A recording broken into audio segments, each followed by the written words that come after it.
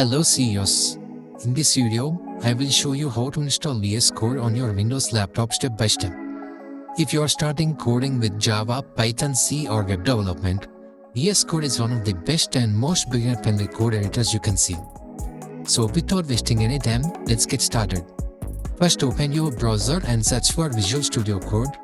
Now click on the Download for Windows button. The VS Code setup file will start downloading.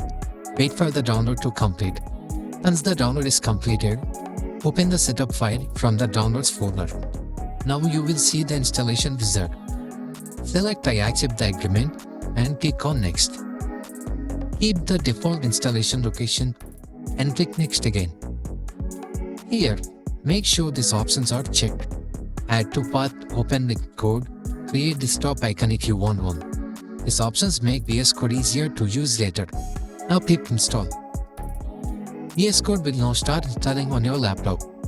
It may take a few seconds. After installation is completed, check Launch Visual Studio Code and click Finish.